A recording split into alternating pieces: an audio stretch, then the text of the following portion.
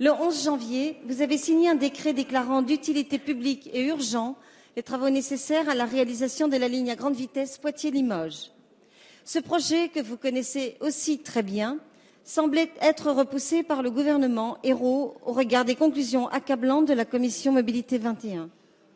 Mais c'est certainement la Cour des comptes, en octobre 2014, qui a été la plus ferme à l'encontre de ce projet, estimant, je cite, qu'il n'avait fait l'objet d'aucune réflexion préalable et ne s'appuyait pas sur une définition des besoins de mobilité des habitants des régions concernées.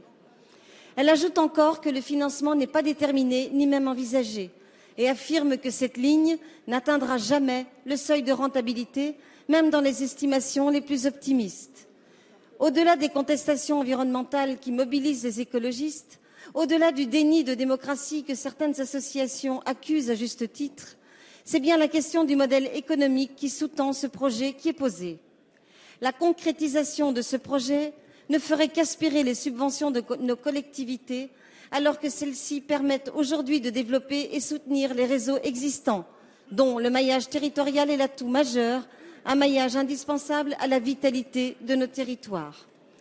Est-ce que 25 minutes gagnées par un nombre réduit d'utilisateurs peuvent justifier le déséquilibre financier de toute la politique transport d'une région?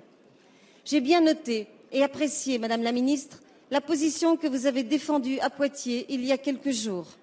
Cependant, vous conviendrez que les habitants de Poitou-Charentes attendent davantage qu'une simple solidarité gouvernementale.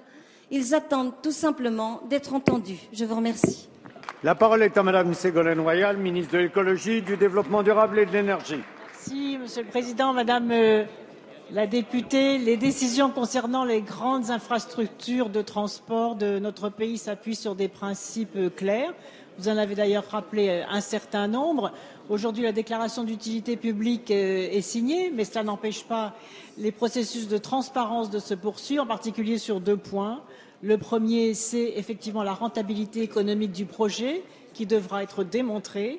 Et deuxièmement, c'est l'articulation entre un tel projet et les autres infrastructures existantes, notamment les trains régionaux. Et donc, la commission Philippe Duron a été saisie de ce projet. Elle rendra, en ce qui concerne le bien fondé de cette articulation, son rapport avant l'été. Et en ce qui concerne la rentabilité économique du projet, donc l'intérêt public du projet, ceci relève du contrôle du juge.